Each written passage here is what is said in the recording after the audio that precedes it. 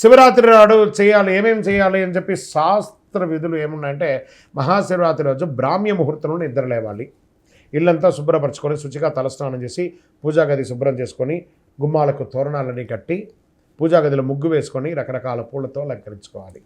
లింగాకారంలో ఉన్న శివుడికి శుద్ధ జలంతో, గంగా జలంతో, ఆవు పాలతో, పంచామృతంతో, వివిధ రకాల అభిషేక ద్రవ్యాలతో అభిషేకం చేసుకోవాలి.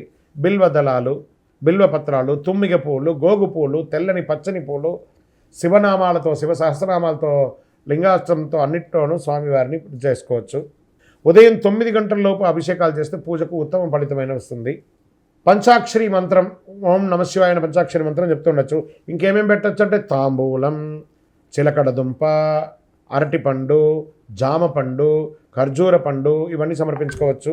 నిష్ఠతో శివాష్టోత్తరం పంచాక్షరి మంత్రాన్ని పఠించాలి. ప్రాతకాలం నుండి పూజలు చేసుకుంటూ దైవనామస్మరణతో ఉండండి.